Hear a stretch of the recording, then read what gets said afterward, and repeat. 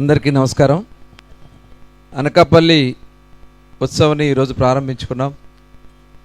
గౌరవ ముఖ్యమంత్రి చంద్రబాబు నాయుడు గారి ఆలోచనలకి తగిన విధంగా విశాఖ ఉత్సవాల్ని 24వ తారీఖున ప్రారంభించుకుని విశాఖతో పాటు అనకాపల్లి, అరకులో కూడా ఈ ఉత్సవాలు చేసుకోవాలని చెప్పి పెద్దలందరూ కూడా నిర్ణయించడం, అందులో భాగంగా ఈ రోజున ఇక్కడ ప్రారంభించుకోవడం జరుగుతుంది. మరి ఈ కార్యక్రమానికి అధ్యక్షత వహించిన స్థానిక శాసనసభ్యులు విజయ్ గారికి, అలాగే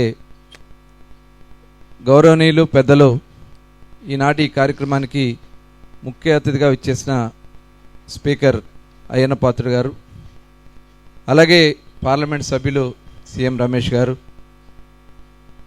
వివిధ కార్పొరేషన్ నుంచి విచ్చేసినటువంటి చైర్మన్లకి, అలాగే పంచకర్ల రమేష్ బాబు గారు శాసనసభ్యులు ఇప్పుడే వచ్చి వెళ్ళారు.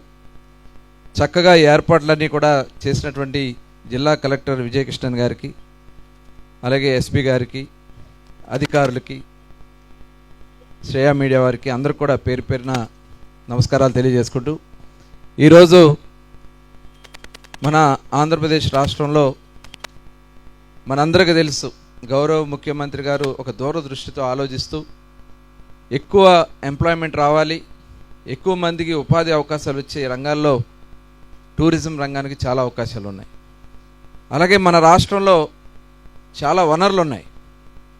సముద్ర తీరం దాదాపు 1000 కిలోమీటర్ల సముద్ర తీర ప్రాంతం ఉంది. అనేక రిజర్వాయర్లు ఉన్నాయి. అనేక మరి పురాతనమైనటువంటి కట్టడాలు ఉన్నాయి. వీటిని అన్నిటిని కూడా ముందుకు తీసుకెళ్లాలని చెప్పి ఆలోచన చేసి అందులో భాగంగా మరి విజయవాడ ఉత్సవం చేసుకోవడం జరిగింది. అలాగే కడపలో కూడా కొన్ని కార్యక్రమాలు చేసుకున్నాం. ఆవకాయ అని చెప్పి విజయవాడలో కూడా ఒక కార్యక్రమం చేశాం. మచిలీపట్నం బీచ్ ఫెస్టివల్ చేశాం. మరి ఈరోజు ఇక్కడ అనకాపల్లిలో ఒక మంచి కార్యక్రమానికి శ్రీకారం చుట్టడం జరిగింది. ఇది విదేశీ యాత్రికులను కూడా ఎక్కువగా ఇక్కడికి ఆహ్వానించుకోవడానికి అవకాశం వస్తుంది. దానివల్ల ఎంప్లాయ్మెంట్ పెరుగుతుంది, మన జీడిపి కూడా పెరగడానికి అవకాశాలు ఉన్నాయి. అందుకనే ఈ కార్యక్రమాలను ఏర్పాటు చేసుకోవడం జరిగింది. ఈరోజు ఇక్కడ మరి మధ్యాహ్నం ముత్యాలంపాడు బీచ్లో కూడా కార్యక్రమాలు ఉన్నాయి. సాయంత్రం అనకాపల్లిలో కూడా చాలా అద్భుతంగా డిజైన్ చేశారు ప్రోగ్రాం. అక్కడ అమ్మవారి ఆలయం యొక్క ఒక కార్నివల్ వాక్ ఒకటి, దాంతోపాటు సాయంత్రం కల్చరల్ ప్రోగ్రామ్స్, ఇవన్నీ కూడా మన సంప్రదాయాల్ని మరి ఇనుమడింపజేసేదాకా ఈ కార్యక్రమాలు చేయడం జరుగుతుంది. ప్రతి ఒక్కరు కూడా దీంట్లో భాగస్వాములు కావాలి. ప్రభుత్వం చేస్తున్నటువంటి, ఎందుకంటే 5 సంవత్సరాలు ఈ రాష్ట్రంలో ప్రజలు సంతోషంగా ఉండడం వాళ్ళకి ఇష్టం లేదు.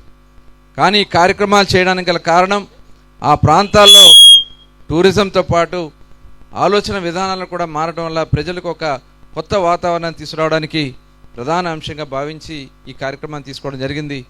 ఈ కార్యక్రమంలో భాగస్వాములైనటువంటి ప్రతి ఒక్కరికి కూడా ఈ సందర్భంగా ప్రత్యేకంగా ధన్యవాదాలు తెలియజేసుకుంటూ సెలవు తీసుకుంటా ఉన్నాను. జై హింద్.